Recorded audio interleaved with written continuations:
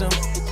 I've been feeling underestimated. I'm in between irrelevant and famous. I ain't really tryna be no A-list. All these rappers getting carried by playlists. Now they all come and go by the minute. They ain't really popping like that, it's a gimmick. I done built this all up, now I'm winning. Cause I got real fans, they stay for the vision. I'm talking India to Italy. If you're not rocking with me, you an enemy. I done put all my value in the energy. A lot of people real weak, I'm talking mentally. Please don't fan to me, there's no time for that. If you want a handout, there's a line for that. They selling you dreams that are not for sale. This boxed up shit, I will not fail. I feel like the king of my city, Tony Montana. Whole lot of bands I gotta spend. I might go cop me a mansion. I feel like the king of my city, Tony Montana. I'm feeling godly, they wanna stop me. They tryna hold me for ransom.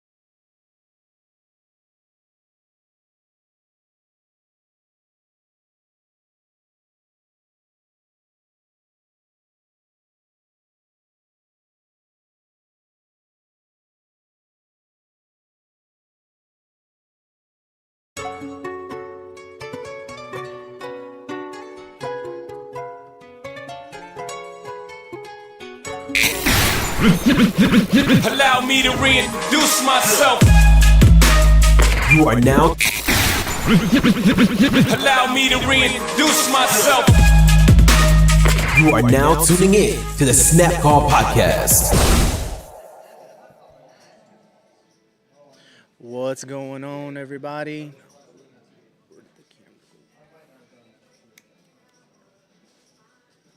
Mute.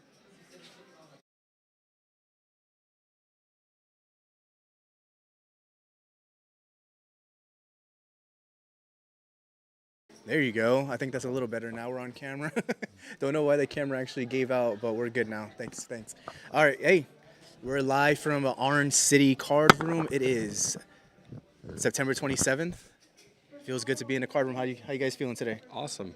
A lot better. It's the second one, so feel more comfortable. Definitely. Excited to be here. Definitely. For those of you that don't know, obviously we covered the Orange City expansion last week. When we say expansion, we mean another 18 tables being added, the stream table being added. Something above us that wasn't here last week is this cage kind of thing where they're going to have studio lighting, where the live stream tables are going to be. So they're continuing to add things left and right. We obviously got the backdrop behind us. Just really exciting things. I mean, we've been here since day one, and I don't know, seeing additions left and right on a weekly basis is pretty cool. Yeah, it's definitely like a testament that they want to put their best foot forward, and they want to provide a quality experience for the poker players that are coming, and to make this a staple that if you play cards, this is where you got to be. So yeah, seeing the rafters up here above where the final table is going to be, they moved it here just because they were doing the construction up there, but it looks really cool. So you'll see if you follow us on Instagram and the other socials, you'll be able to see some of our stores and some of the behind the scenes stuff. Yeah, and it's not just the expansion they're doing, is the crowd they bring in as well, too. This place is packed today. They got new tournament chips. Just a lot of stuff they're doing. Since they opened in 2017, the growth has been tremendous. Table games are packed.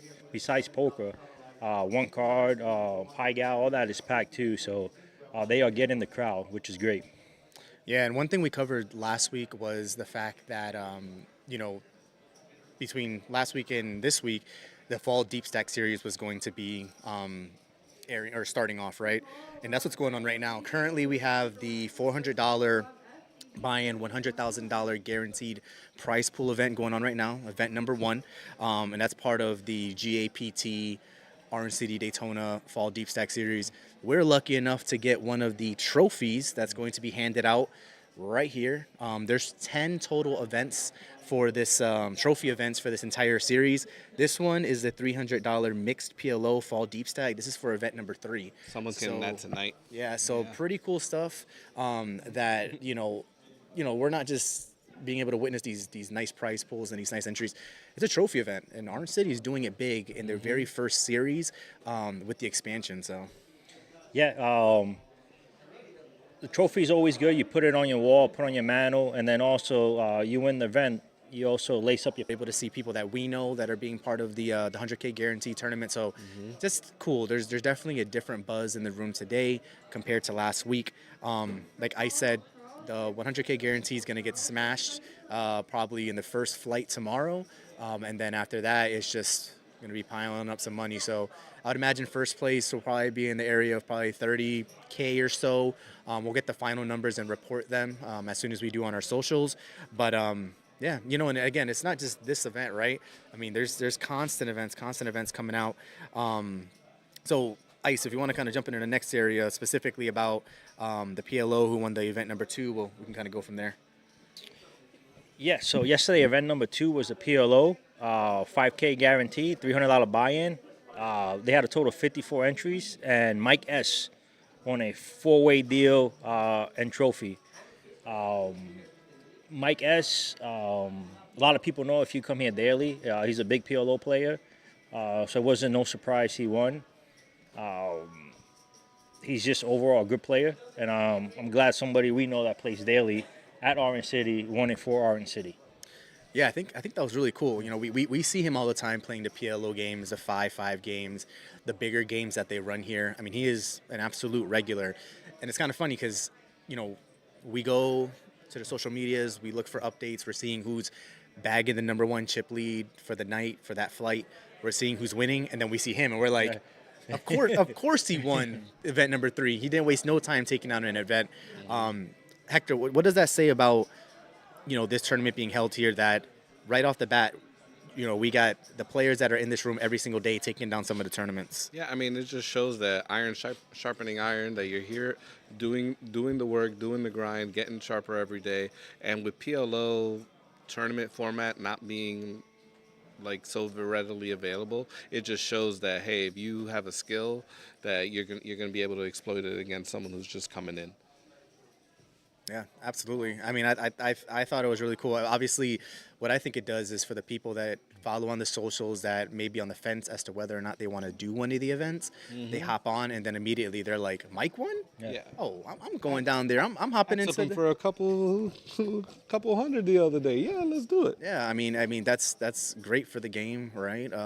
The whole idea of running these tournaments is you want the regulars to come out. You don't want the regulars playing the 5-5 games that they're playing all the time. You want the people to travel, like Kyle Fischel, who's in town, Charles Campos, who's in town. These guys are coming from a couple hours away for this event. But then you also want your regulars that are in that room putting in 40-plus hours a week. So it's great for the room. It's great for the series. So just really, really exciting for the for the series as a whole.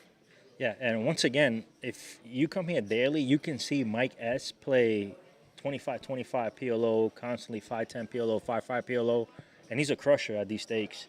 So seeing him play a tournament and taking it down, it's just like, okay, not only does he crush cash games, because that's another thing we didn't touch on earlier, was Orange City has probably one of the best cash games in the state of Florida. Yep. So now they bring in this expansion with these tournaments. So now you get in kind of like the best of both worlds, tournament players coming up to play, and then the cash game players as well too. I'm mainly a cash game player, and I notice every time there's a big tournament in town, the cash games are always juicier. So you might get people from out of town just coming just to play cash because they know it's going to be more juicier, the games, instead of hopping onto the tournaments. So that's exciting. Did you guys have a theory as to why this room always has so much action?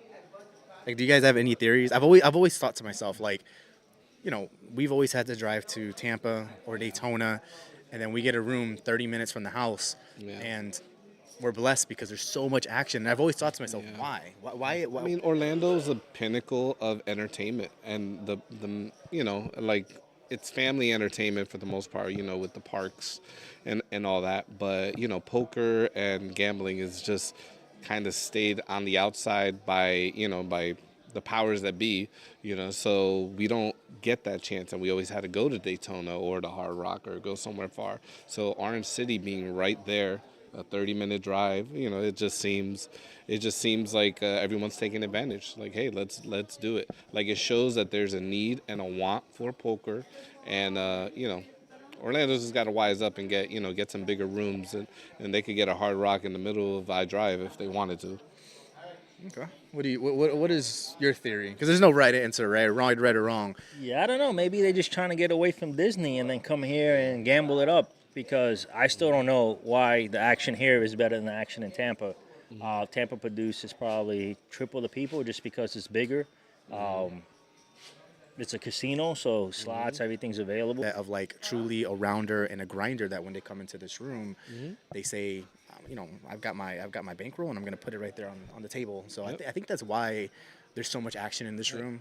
Definitely the whole entertainment side, Disney and all that, add to it as well. But I don't know if it's just that. Yeah. I think it's because there's really nothing else in the area. Yeah, we get names. And that works in We our see favor. Russell you know? Westbrook come here every time he's in town. Yeah. Oh, but he's everywhere though. Yeah. Another thing I'm guessing is, so obviously for somebody to come here, they enjoy the games. Has a lot to do also with how the room is run as well too, because sometimes you go to Tampa and you're on this hour-long wait list. You're really not on a wait list here. It could be packed, but for some reason I don't think more than 20 minutes you're on the wait list. That's true. You compare it to like Hollywood, Tampa, those wait lists can get an hour, 2 hours long, and also too, like the management here, for me, it's a lot better than the one in Hollywood and Tampa. Just because for some reason the dealers are better, and just, I don't know, it just flows better. So as a player, like, you have all those things going, like cash games are good, the room is run better. Why not stay in Orlando and play, you know? Yeah, I'm with you. Let me test something really quick. Stand by.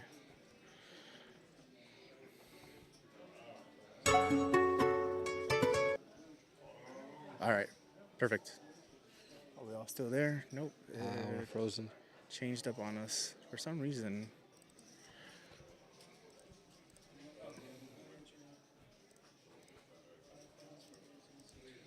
There we go. For some reason, it flipped scenes on us. So we're good though. It's got our audio. We're still live. Yeah, no, I think it's just a good topic to talk about, right? You go to Hard Rock Hollywood. Now, don't get me wrong. Hard Rock Hollywood is an animal in itself, but it's a different type of animal. Yeah.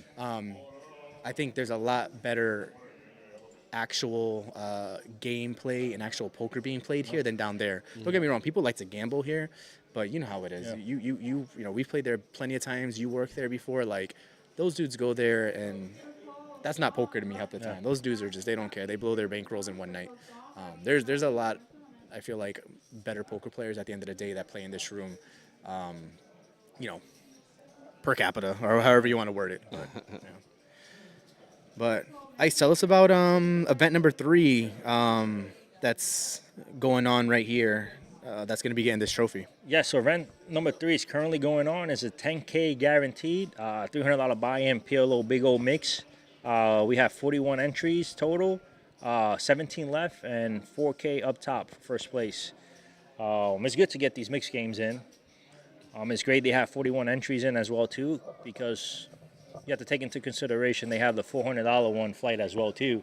So I love it. Whenever you get mixed games in, I feel like obviously nothing's gonna overtake No Limit, but I feel like with these mixed games and PLO and stuff like that, you're gonna see bigger turnouts in the future.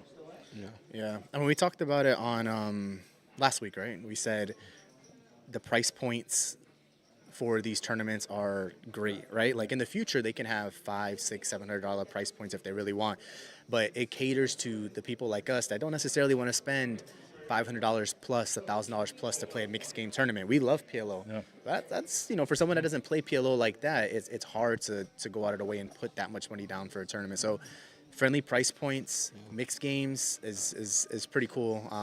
I hope they continue to do that in the future, and not just for this kickoff tournament. All right, so for the sake of argument, there's a lot going on tonight, right? So you have the $400, 100K. You bust out of that. Are you doing the $300 10K guaranteed PLO mix, or are you playing this, trying to get this $500 every 20 minutes high hand? I mean, there's just a lot of options. I think if I was to jump into another tournament, I'd just fire another bullet into the 400 personally. Yeah. Just because you got a 100K guarantee, you know it's gonna hit. So personally, I would just fire another bullet into the 400. I'm probably firing a bullet in a PLO, only because, you know, the high hands are going to be $500 next Friday. Yeah. 2 weeks from now, 3 weeks from now, there's not going to be a Fall Deepstack Series taking place. It's not often you get a $300 PLO tournament going on. I'll take a shot at it. Why not? Yeah. If it doesn't work out, then I'm probably firing a bullet in the first flight for the 100K guarantee tomorrow.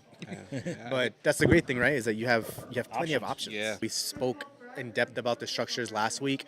For those of you that don't know, Deep Stacks, it's obviously a Deep Stack series, but the structure is good as well, right? We're talking some of the tournaments are 30-minute levels, and then on the day 2 it goes to 40-minute levels.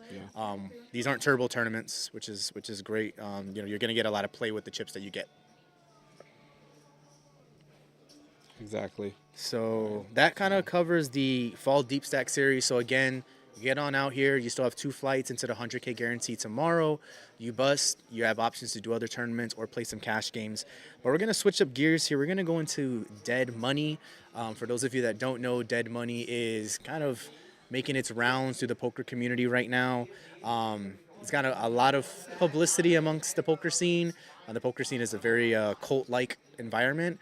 A lot of mixed reviews. We're going to talk about that right now, but we'll let Hector kind of take the reins on this topic. So real quick, Dead Money is about just poker player named Andy's, played by Emil Hirsch at a high-stakes home game, and the dangers of just doing an underground scene. So off the top, Rotten Tomatoes gave it a 27%. I'll go into my take, but I want to hear from these guys. What did you think about it? I'll let you go first. Yeah, so I actually saw this movie twice. The first time I saw it, I was like, you know what? Let me not be so negative and see it again. And then it was even worse the second time. I personally did not like it at all. I just felt like it was like in the beginning, you thought when he lost to 30,000, for me it was just like 3 stacks of high society. It reminded me of like 30,000 was exactly what Rounders. And then also it was more of a home game getting robbed. Like all the negative stuff about poker, I felt like that's what they cater to. Home games getting robbed, people losing their money in sports betting, just like overall and like cheating, like with the kind of like the Mike Postle thing, like the guy was cheating in the movie too. So it's just like nothing of it I really enjoyed as like a poker influencer and stuff like that. I just didn't like it, like the way it set poker up. That's overall. What did you think of the storyline? Like outside of kind of some of the tones about gambling and stuff, like the overall storyline, without ruining for anyone. Did you actually like the storyline? I did not. I did not at all. I try to get into it. Like, okay, let me see the storyline. You go to a home game and it gets robbed, right? You go back and then for me, the craziest thing was you find all this money, right? Like they take the money, you come back and then you steal the money back, right?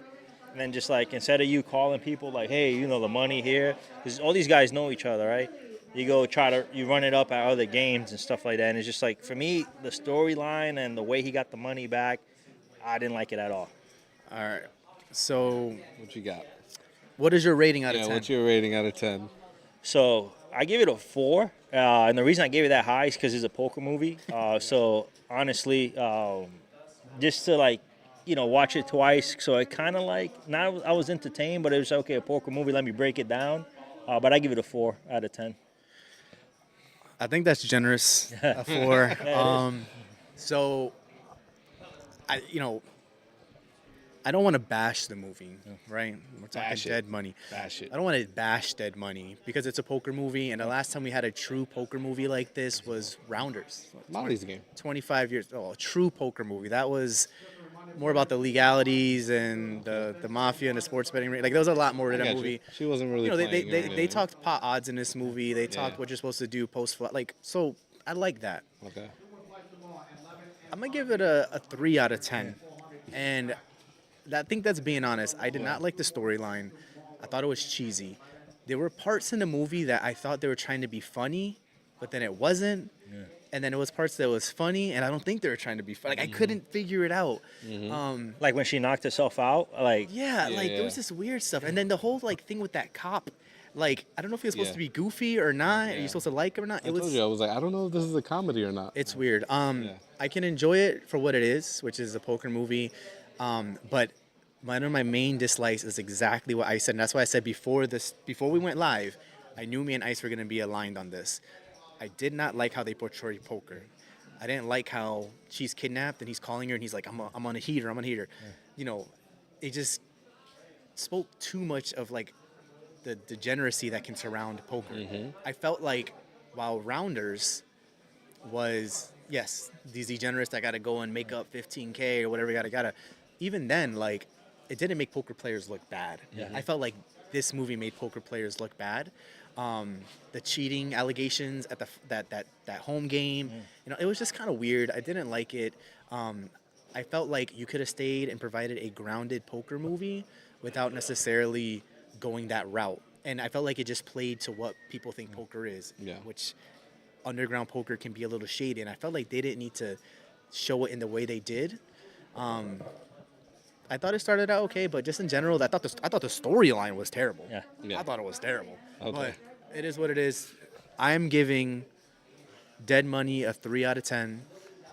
Thank you for making a poker movie, but not a fan. Not a fan. Hector, give your opinion. I have some other takes on it too. Sure, no problem. See, here's the thing. I agree with almost every single point you guys said. Where did you get your rating from? All right. Well, all right. So pros.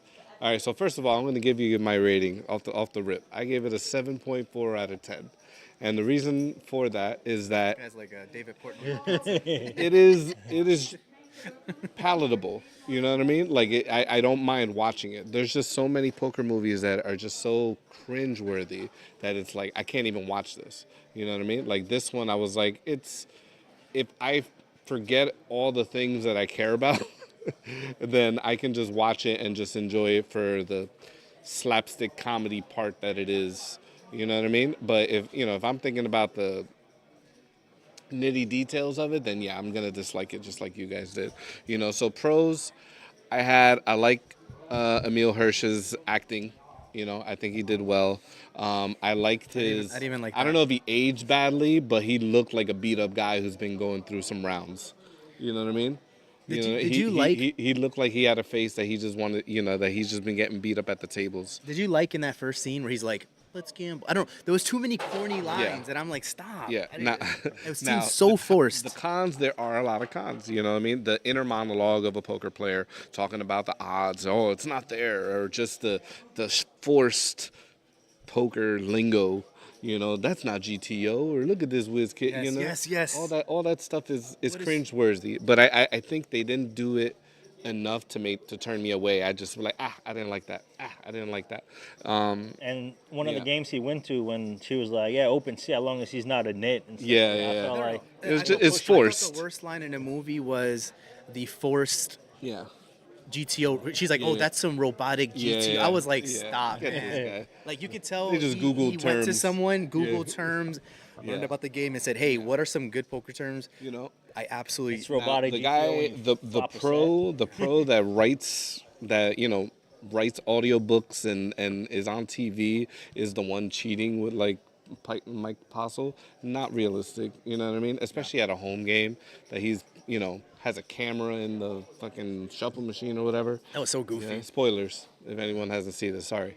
Yeah, But, we're spoiling it for everybody. yeah, so. So all that stuff, like I said, it's not believable. But if you just watch it as a movie, just like you watch, I don't know, Lucky Logan or Ocean's 11 or something, you just watch it to watch it. Popcorn, don't think about it too deep. It's enjoyable. I thought the comedy parts were pretty good. Not all of them, but it also took me, I was like, is this a thriller or is this a comedy? Is this an action movie or is it, Poker is just the vehicle that they use to express the story forward, but this movie is just greed, and then some comedy in there, because even the poker player, the one that we're supposed to care about, goes and robs the same money that we're supposed to make this guy the bad guy. Now, I'm sorry, a real poker player in my head, like a legit one, is gonna go take his money back and leave, or he's gonna take all of it and call all the players that just got robbed and say, "Hey, I got your money." You know what I mean? He's not gonna just rob it too, because now he's the one that robbed. Like there's no good people here. The only All right, let's another good thing I was gonna say was the girlfriend. Mike McD needed that girlfriend, not Joe, who just left him with his sheets. You know, she was right positive. right at the beginning. This girl got kidnapped and all this stuff, and she was still down for him. Yeah, I don't know. You know? I Joe couldn't handle one roll of money in her. I don't know, man. There was just Yeah. on top of, I mean, obviously there's gonna be points in the movie that are just unrealistic in general and whatnot. I felt like they tried to be really grounded in certain aspects. My biggest issue is the biggest hand of the entire movie is $500,000 pot. He had what, 10 high? Yeah. Come on, like I felt like he was a good poker player. Yeah. He was believable up to that point. Yeah, he And never it's like- made a bad and move. that's great. You called Yeah. him. He missed his straight. Fantastic. But at the end of the day, like it's probably a bad call. Yeah. Like it's for 250,000. It was a bad call, and He I just felt like he it never went made a against bad move everything the that whole he. game. It went against everything that he did up to that point. Yes. But it still shows his degeneracy. Like, oh, I'm on heater. I gotta play. So- you know what I mean? So right off the rip, when the lieutenant came in, right, and they told him, "Hey, no guns at the table." Right there, I was just like, they're gonna rob the game. Yeah. Because why would you tell a cop no guns at the table? You want, like, That's the cop kinda- has to carry no matter what. So it's just like the cop's not gonna leave his gun anywhere. So that one was bullshit. Then the second one was the what do you call that? When he called with third pair, right? He ended up losing. The guy hit the 10 of hearts or whatever. If you're like this big time poker player, you're not calling off your whole stack with third pair, because no matter what he has, like you could be ahead now, but odds are there's a lot of outs for the guy to have. So for me, I didn't like that call. He ended up losing. So then it's just like, okay, that right there was just like, where he lost 30K or whatever. that right there was Yeah. just bad poker play, you know? Yeah.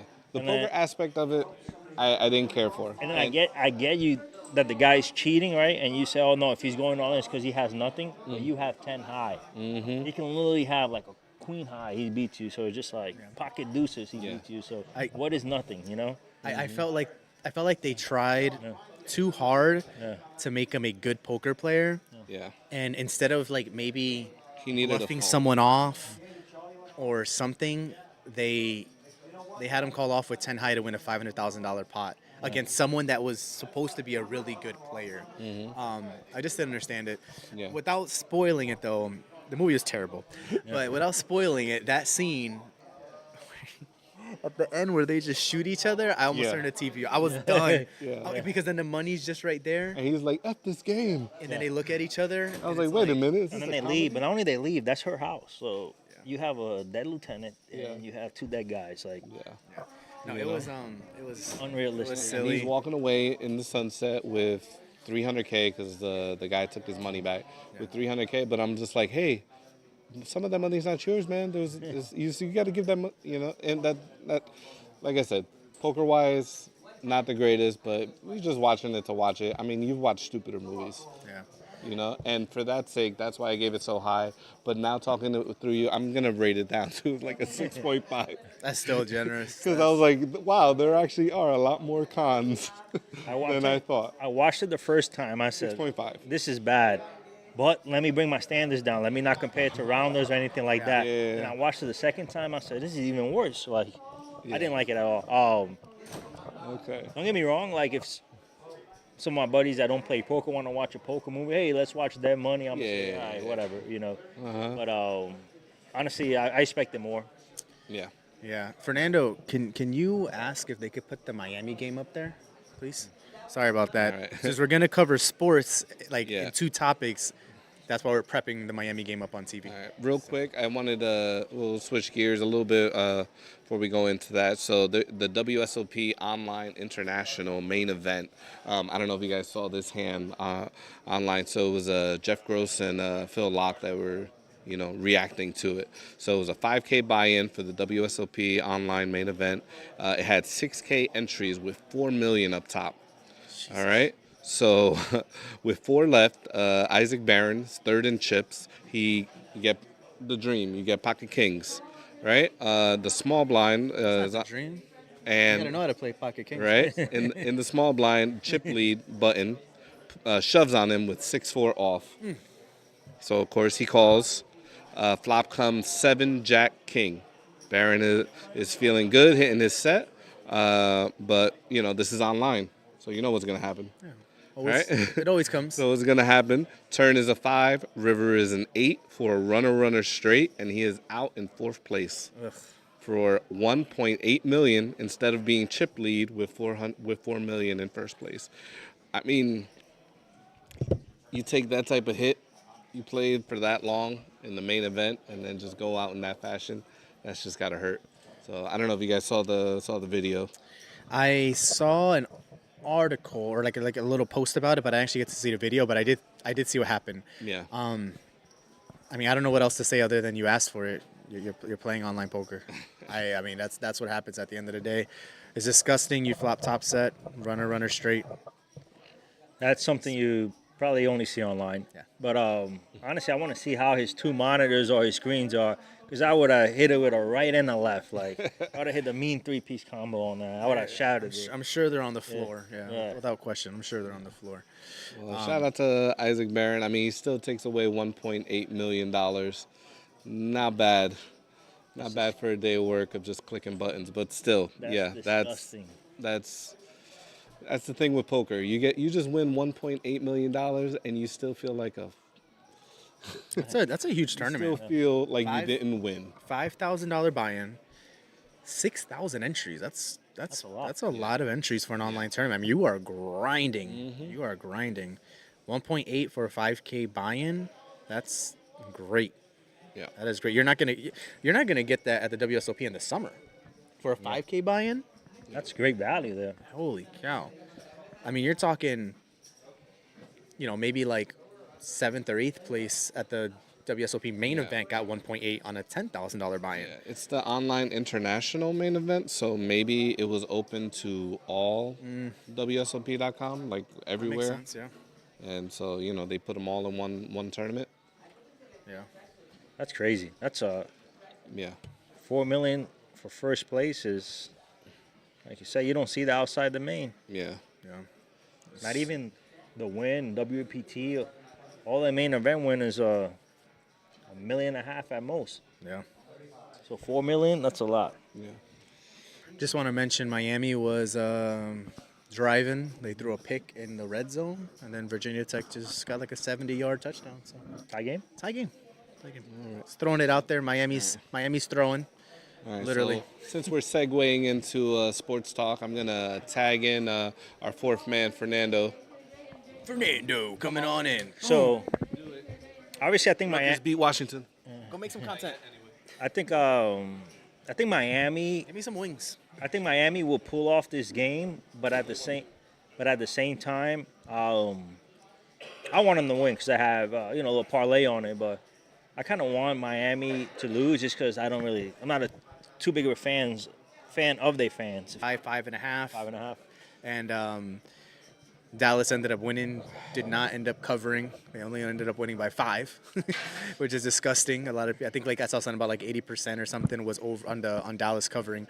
But overall, last week we talked about Lamar versus Dak, right? And we said who is this a must game? Who is this a must win for? Dak or Lamar? I think we said Lamar. Lamar, yeah. And Lamar ended up winning. Now Dak, a lot of pressure on Dak to go into New York and win. What did you think about what you saw from Dak and the Cowboys as a whole, and specifically their defense that got destroyed by the Saints 2 weeks ago? Yeah, so I'm still not sold on their defense. Good answer. End of the day, Daniel Jones, I think, was like 80% completion rate. He was like 26 for like 31 or something, like some crazy number like that. Obviously, he couldn't get it in the red zone. He couldn't get into a touchdown, but I don't know. I didn't like Dallas's defense just because they didn't apply too much pressure on Daniel Jones. I don't care what nobody says. The Giants have a weak offensive line. and you're supposed to be one of the best pass rushers, and you barely sacked the quarterback. Yeah, they stopped the run. That they struggled the last 2 weeks stopping the run. I think he only had 24 yards, the running back for the Giants or something like that. But end of the day, I'm not too impressed with the Giants. I mean, with the Dallas, because the Giants for me are not. They're like the bottom tier of the league. Struggling. Damn. If you're struggling to beat the Giants, I mean, the one thing I'll say for the Giants is the run defense was a lot better yesterday because prior to yesterday, they got destroyed. I mean, but they got destroyed by Derrick Henry and Kamara. yeah, good running backs, but I mean, you give up 150 to Derrick Henry. Yeah. You give up a whole bunch of yards to Kamara. Like, But I wasn't. you had to make adjustments, and they did it. So like that's what I give them credit for. But I don't think the adjustments was really them stopping the run. I just felt like the Giants' O-line is so bad that they don't open up gaps for their running backs. We saw it last year. They barely opened up anything for Saquon. True. I mean, but considering how bad the run defense looked coming into this game, Yeah. I mean, Singletary didn't look bad last week. You know, I think when they played, I think they played the Redskins last Browns. week or the Browns last week. He didn't look bad then. Yeah. So I mean, I'm not a fan of the Giants O-line, but the Cowboys D-line was struggling before yesterday's game. What did you think about the game yesterday? I mean, I'm a Giants fan. Sadly, you guys can keep talking bad about them. It's fine. Unfortunately, I think the same way last night. I had some hope of them coming back to try to beat the Cowboys, but we're not going to win by just field goals alone. Devin Singletary, I have him in fantasy. Malik Neighbors, I have him in fantasy. They've been doing pretty good. Unfortunately, Devin Singletary didn't do much last night. I think overall, it's the same thing. It doesn't matter who we get, what we do. The Giants, we just keep staying down in the bottom tier. And I'm an Oregon Duck fan as well. I love Kayvon Thibodeau, but they didn't look good to me, unfortunately. And for the Dallas fans, I think I was talking to Nick about this. I was like, you should be more embarrassed that you guys couldn't barely beat the Giants. Yeah, I mean, so CeeDee Lamb, 94 yards in the first half. I don't want to talk about what happened in the second half. 94 yards in the first half was actually absolutely eating up the Giants secondary. Had a touchdown already as well. And he had a touchdown, and they just kind of won a game. It's interesting because they went away from CD, even though he wasn't getting double covered, and then Dak started throwing it to everyone else. When you look at their total points, they had 20. Was it 20 to 15? Was the ending? 15, yeah. You put up 20 points on this Giants team. I think that's pretty weak. Now, the Cowboys, their offense, by no means is a beast, right? They don't have a run game At all. Zeke is a bum. He's old. Needs to retire. It's that How simple. old is he now? He's I mean, for a running back, he's old now, right? He's He doesn't have the speed. He needs to be like a goal line running back. Like if you're third and 1 on the 1 yard line, you give it to Zeke, get that 1 yard. Or 4th and 1, you can give him that 1 yard. But overall, they have no running backs at all. no running. They have no running backs. And they have no receivers. No, They have CeeDee Lamb, the only weapon. and they got a good tight end in Ferguson. That's it. They literally don't have a legitimate second option, and I think them not paying to get Derrick Henry in the offseason was Jerry Jones trying to think he's a GM in real life, and he really isn't. I think not having a run game is going to be their demise when it's all said and done. But also, Micah Parsons got hurt yesterday as well, too. Sprained ankle, I think, right? Is it sprained ankle? I think it's Okay. sprained ankle, yeah. So it's not as bad as I thought it was. It looked serious when Yeah. it came off. It looked So serious. that's Malik Neighbors had a concussion too, so that sucks. Rookie year, you already had one he's been doing concussion. so good. Yeah. He's been doing so good. Yeah, he's so good at route running. Like he doesn't even need to go deep. You know, he'll run 10 yards, boop. He creates so much separation.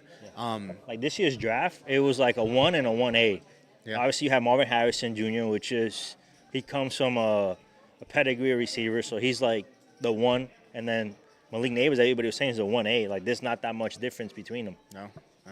That's what they're saying. They're like, if a lot of teams during the draft, they're saying if you ended up with Malik and not Marvin Harrison Jr., You'd still you be- still did good. You still won if you needed a receiver. And then there was a pretty big drop off after that. No, Dunze's good. Don't get me wrong, but he does have a rookie quarterback throwing to him right now, so it's a little bit of a He's different also, I think, situation. was a 5-year. I think he was like 23 or 24 coming out too. Same. It's different than 22 as Malik Neighbors and Harrison was. You know, I was thinking like I was talking to Jake the Snake Neal yesterday, Jake the Snake. and we were talking about how like LSU was just wide receiver factory, right? Justin Jefferson, Jamar Chase, Malik Neighbors. I know I'm missing other people, but those Odell Beckham, those Jarvis are, Jarvis Landry, like those are some great wide receivers to come out within the last 7, 8, 9 years, right? Then you got Bama running back factory, you know. And let's not. It's crazy. Ohio State got a lot of receivers too. Yeah, they do. As Ohio well. State got a lot. This guy had to say that because of Garrett Wilson. No, they have a. Give me another wide receiver, not named Marvin Harrison Jr. You got Garrett Wilson. Give me another one. I know we already know you're gonna say Garrett Wilson. Give me There's a another bunch one. of them. Who else is in the league? I don't know. That's why I'm asking you. I got to think, but it's a lot. There ain't It's a no lot. running. It's There ain't no wide factory, yeah. receivers that come out of Ohio State. Chris Olave. Okay, I'll give you Chris Olave. Well, this a bunch of them. I saw an article on between LSU and Ohio State. I'd rather take LSU's, but yeah. I like how he slipped that in there, though. Ohio State, yeah, Garrett Wilson. Who's underperforming like crazy. Not necessarily. He got a touchdown last week, so he got a touchdown, which honestly, we won. So it's just like he's the number one option. So they're double teaming him. So I like Rodgers not forcing him the ball. Sometimes you get these star receivers that they want the ball, and you see the quarterback trying to force it to them. I feel like Rodgers is a veteran, and he's not forcing the ball to Gary Wilson. Because when I went to the game in Nashville, there was a time in the sideline where you can see Gary Wilson was frustrated. But Snead had him not too much on lock, but they also had the safety coming over as well too. So you have kind of like a zone double team on Wilson. You have to be smart and not just throw the ball up there. But he's gonna draw. He's a number one receiver. He's going to draw the attention of your best DB and probably a double team, which hopefully the Raiders keep sucking and the Jets can make a trade for Devontae Adams. And then that will open up. Yeah. That will open up Wilson to be 1 and Devontae Adams to be 1A. Even though I'm not Can you tell he's a Jets fan? I'm not a big, like, I don't care about the Raiders, but like, you know, Antonio Pierce, New York Giants. You know, I kind of do feel bad. Last year he did pretty good as a head coach, and this year people are going like, was this The only thing I heard about Antonio Pierce is he said some people make business decisions, and it's time for him to make a business decision. I don't know if that means offensive-wise or defense. Maybe some players not playing 100%. It sounds like there was just some selfish gameplay in the middle of the games. Maybe some players were taking some plays off, not hustling. Antonio Pierce is one of those like old school mentality kind of coaches. Yeah. I liked when he came over last year and took over that Raiders team because that's what they needed. They don't need a players coach. They need a guy that's going to be down their neck and saying, "Yo, knock it off," right? Like that's what we got to do. But I think in the long run, players now don't react positively to that in the long run, right? Like you probably need that from like an assistant coach, but your head coach, he doesn't need to be a players coach. He doesn't need to baby you. But these guys, they got egos. They're getting paid millions. They're getting paid 10 times more than these coaches sometimes. They don't want to be yelled at. They don't want to be talked to like that. So it'll be interesting to see what his longevity looks like there. Devontae's as good as gone. I give him 2 more games in LA, and he's gonna end up on a new team. I'm not saying he's gonna end up in the Jets. I don't know where, but he will not be with Oakland by the end of the season. He won't. The reason I say the Jets is because he had Rodgers as a quarterback, and they have that connection. And then also, he's going to go to a team that has a quarterback. So I don't see him going to the Ravens. He doesn't have a say. He doesn't facilitate the trade, right? So like, yeah, but a lot of the they're going to go to the highest bidder. Yeah, a lot of the players would be like, "Oh, I'm not going to sign an extension, or I'm not going to," a lot of the players kind of like control the way. Not as much as basketball, but I'm interested to see what his contract looks like how many years of control that the team will have. I mean, I agree, right? Like that's a big thing if he says I'm not going to re-sign. But at the end of the day, like they're going to go to the highest bidder. It's Oakland. They're not winning the division. Not with KC running the show. what team would you like to see him in? I can tell you what team I don't want to see. The New York Jets. Yes. No, I think from a storyline perspective, it would be cool to see him reunite with Rodgers. I just don't want to see him in my division. But hey, I can see him in Dallas. I can see him in Dallas. They need a second a true second option, and that is truly a 1A and a 1A AB. Yeah. Can you just imagine like if Kansas City Oh. really need a top option? You look at Buffalo, right? Like, don't get me wrong, Josh Allen's killing it, but he doesn't have like a true number doesn't one. have, yeah. He's passing it to 10 dudes a game, and they're winning. So you don't want to disrupt anything, especially after what you went through with Stephon. But that's a team that needs a wide receiver. So I don't know. It'll be interesting. Do you think if, let's say, he goes to the Bills, do you think will that put the Bills over the hump to try and win a Super Bowl now, or do you? I don't think so, just because I feel like even with Devontae, they had Stephon Diggs last year. I just feel with Devontae, the way they're playing now, it might hurt it, just because Josh Allen probably is going to have to force the ball to him just so there won't be no problems. But I still think, even with Devontae, they're not going to be the Chiefs. I feel like the Chiefs are just – I think the only team that can beat the Chiefs is probably the Bengals, just because the Bengals always play the Chiefs good. Even though they lost last week, they always tend to – like the game is always close. I think the Bengals are the most overrated team in the league. But they play the Chiefs good. And they play the Chiefs good, don't get me wrong, but they do. Who said it last on ESPN? They do so much talking for a team that don't win. I am so over Jamar Chase.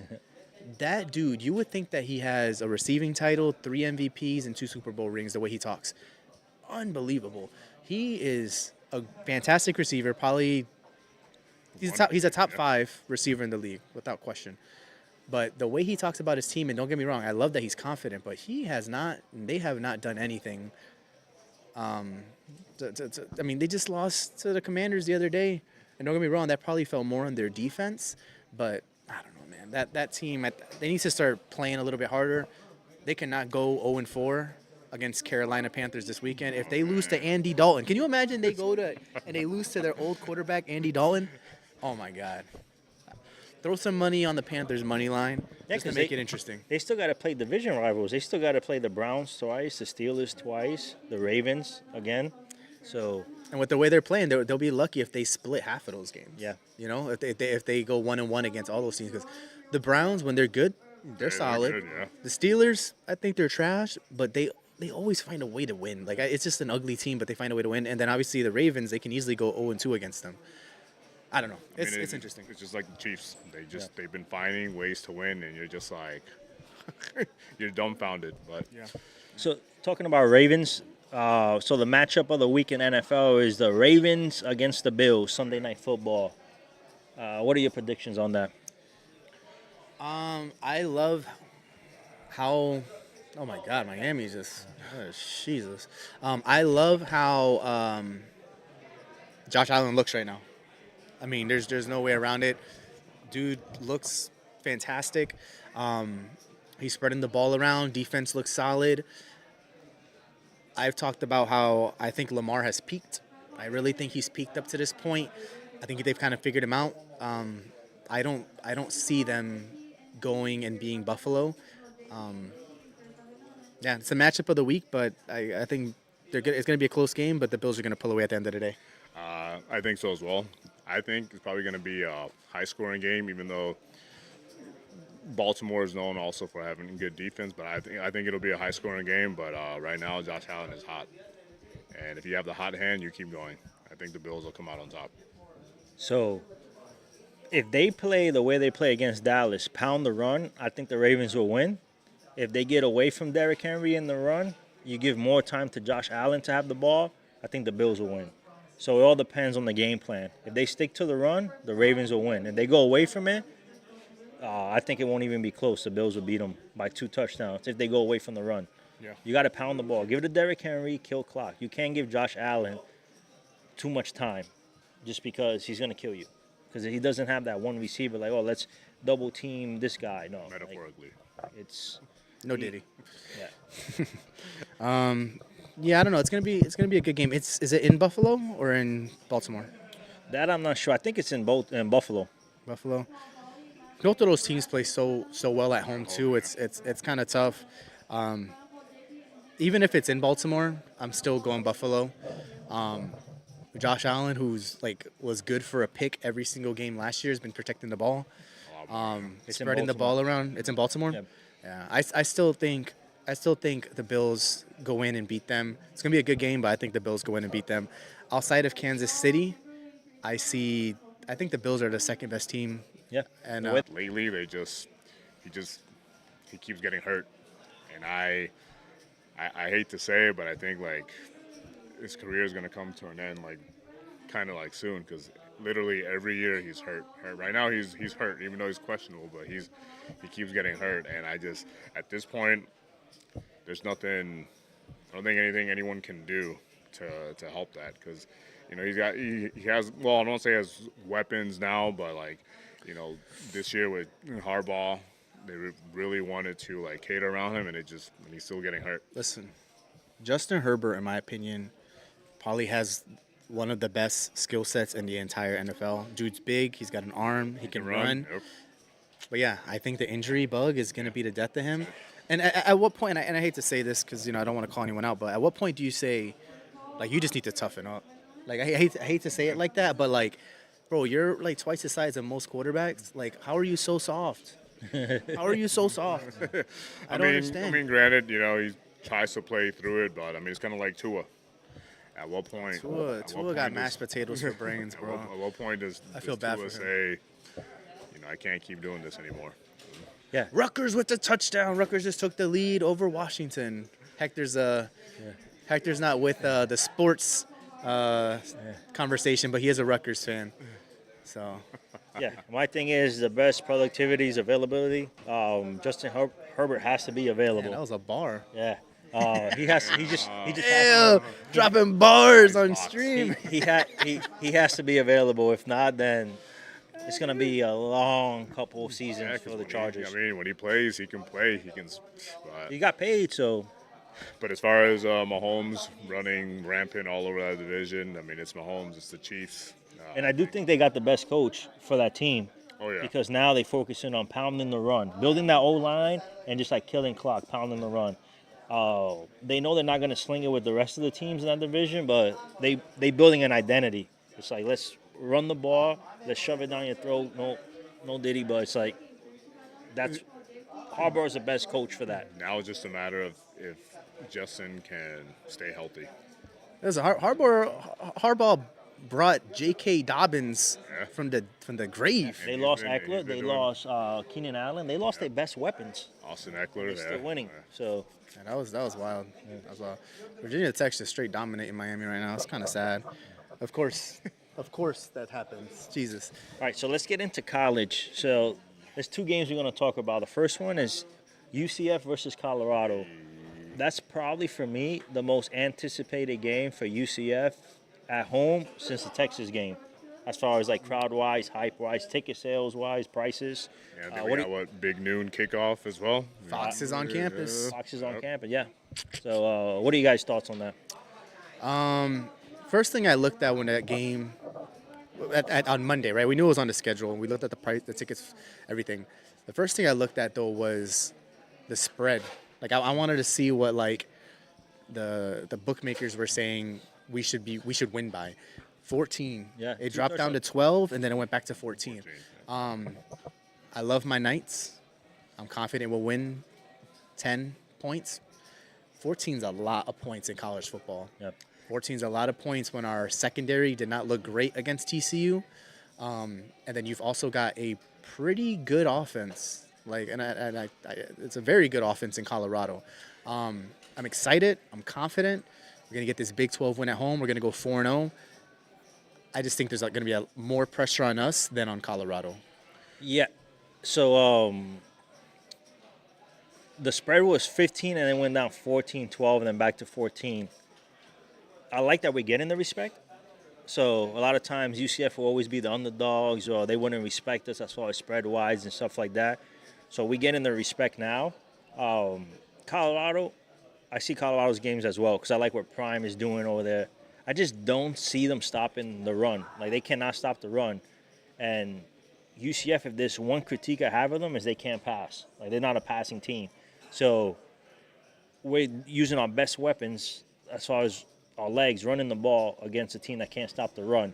So I feel really confident that we're probably going to cover just because I don't see them stopping us. Like R.J. Harvey, Jefferson and Harvey, like I don't see them stopping us.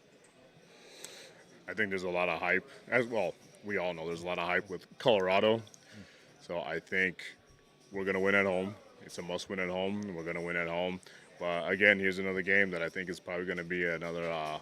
So it'll be interesting. This for me was the second game the second most important game to UCF. The first one I feel like is the 5th against Florida. I feel like that's the game that, even though Florida's not doing good, But it's still Florida. yeah, it's been years since we've been dying to play Florida, you know? Like, we played them once, we beat them, but it's just like we've been dying to have a consistent schedule where we play these powerhouse Florida schools, you know? And by powerhouse, I mean like FSU, Miami, the Gators, like, just so we can prove that, hey, we belong, you know? Yeah, it'll be that Gator game's gonna be fun. The great thing about the Gator game is we're gonna be here playing poker, watching it in a room with Doesn't get any better. hundreds of people. So yeah, it really doesn't get any better than to be able to watch our Knights play in the Ship It in Deep Stack tournament. Also, and the game of the week is, for me, probably the game of the year. It's going to be Alabama versus Georgia. What are your thoughts on that, guys? Bama at home. I think Georgia wins on the road. I think Georgia looks a lot better than they did against Kentucky. I said it last week. I like Milroe. I think he's going to get exposed this week against Georgia. And I think he's going to struggle.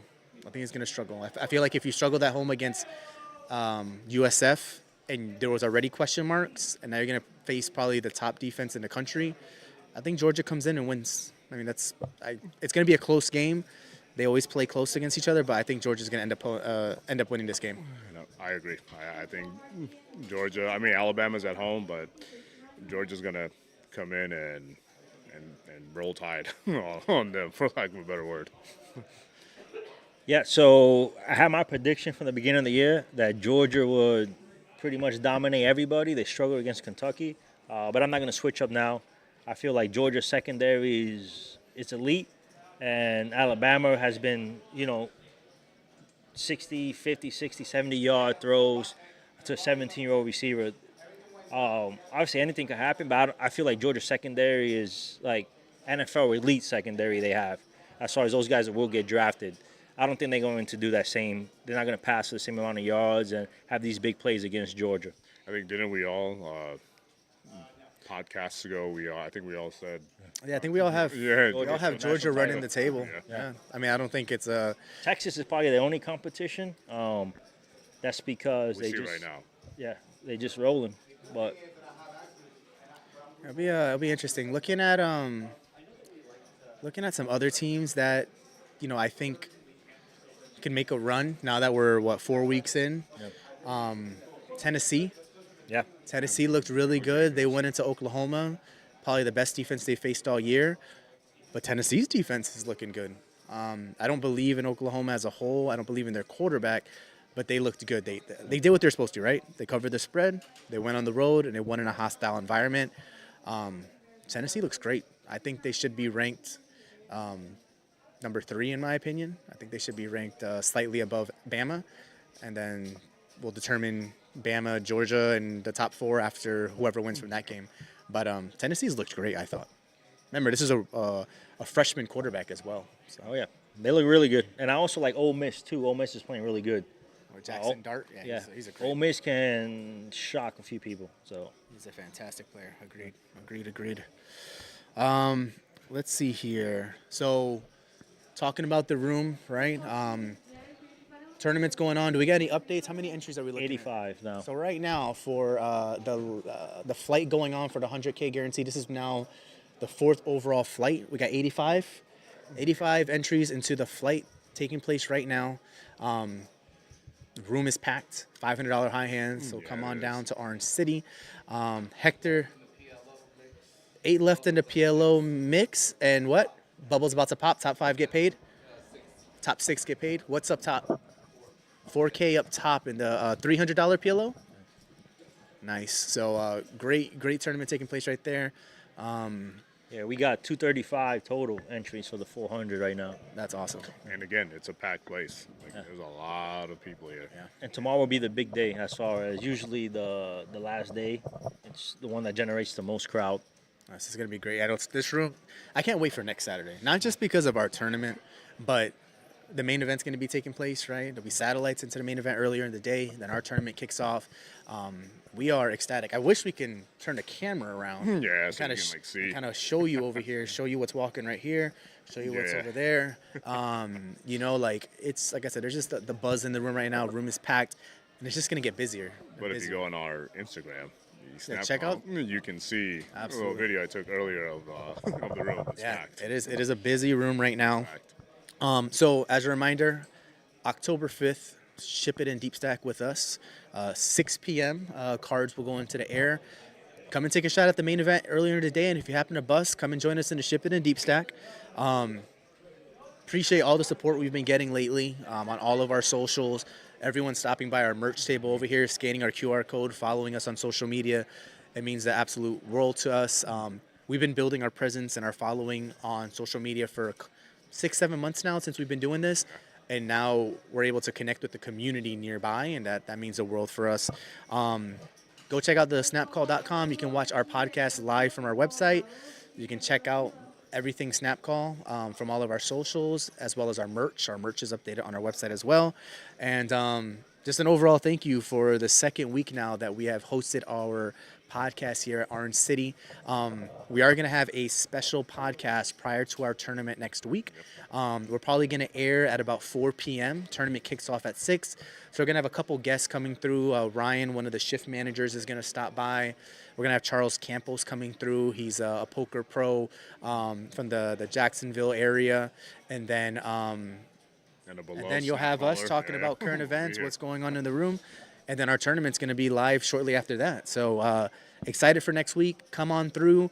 We have some exciting different content being posted this coming week. We had the LED truck that pulled up to our house with our big old logo on there. So can't wait to share that with you guys. And other than that, that's all I got. Ice, you got anything for that? I appreciate everybody. I want to thank Orange City for having us out here. And just honestly, all the love and support we've been getting. Appreciate you guys. Yep. Keep loving us. We'll keep loving you.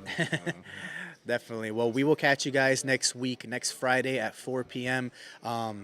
Follow us on all our socials at the Snap Call, pretty much on everything across the board, Twitter, YouTube, Instagram, TikTok, to stay up to date on the tournament that's coming up, as well as all of our content.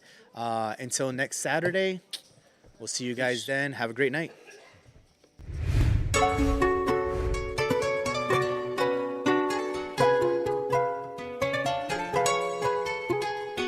Yeah, you know, I'm feeling myself right now. It's a new year. We about to do this.